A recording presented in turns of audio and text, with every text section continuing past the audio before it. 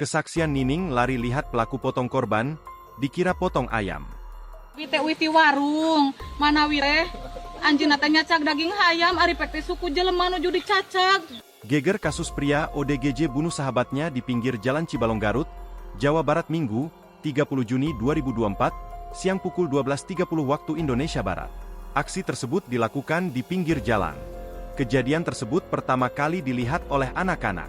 Kejadian pembunuhan di Kampung Bantar Limus, Desa Sancang, Kecamatan Cibalong, Garut. Nining warga sekitar mengatakan, dirinya sempat melihat terduga pelaku bunuh korban di pinggir jalan. Sumpet lihat orang itu memotong daging di pinggir jalan, kirain motong daging ayam, ujarnya saat dihubungi tribunjabar.id.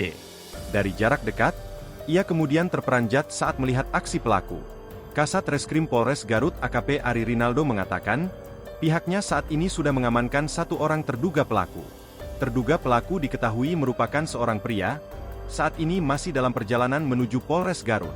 Ia menuturkan, pihaknya meminta waktu kepada masyarakat untuk mengungkap motif dari pembunuhan sadis itu. Download Tribun X sekarang, menghadirkan lokal menjadi Indonesia.